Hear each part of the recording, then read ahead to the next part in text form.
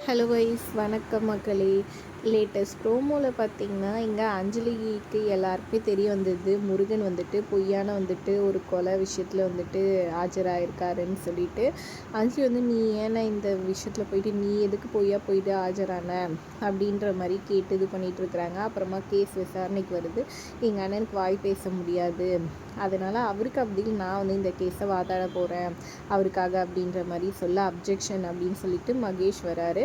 வந்துட்டு இந்த மாதிரி என் ஒய்ஃப் வந்து கன்சீவாக இருக்காங்க, அவங்க ஹெல்த் எனக்கு ரொம்ப முக்கியம், இந்த டைமில் இந்த கேஸெல்லாம் இது பண்ணால் தேவையில்லாத அது அவங்க ஹெல்த்துக்கு தான் பிரச்சனையாகும், அதனால நான் இதை வேணான்னு அப்ஜெக்ட் பண்ணுறேன்னு சொல்ல ஜட்ஜுமே வந்துட்டு அவங்க உங்கள் ஹெல்த்து தான் ரொம்ப முக்கியம், அதனால் நீங்கள் இதில் வாதாட வேணான்னு சொல்லிடுறாங்க.